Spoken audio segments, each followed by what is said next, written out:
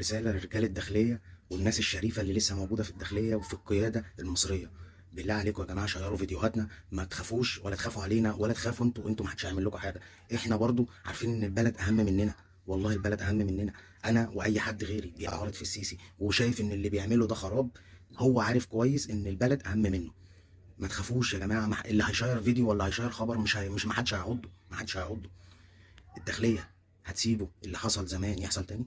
لا يلدغ مؤمن من جحر مرتين.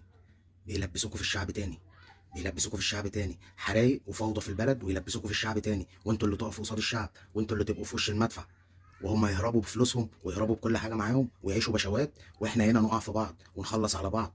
صح؟ هيحصل ده تاني؟ الداخليه هتسيب ده تاني يحصل؟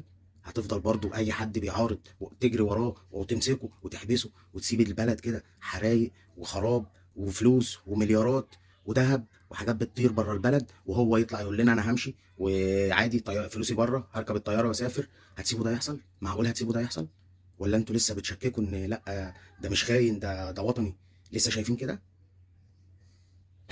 شيروا فيديوهاتنا يا جماعه، بالله عليكم ما تخافوش، بالله عليكم ما تخافوش من حاجه، والله العظيم هنقدر، والله العظيم دي بلدنا. مستنيين يحصل فيها ايه تاني؟ ده اخر داتا معايا، الله اعلم اصلا الفيديو هيترفع ولا لا. ما تخافوش.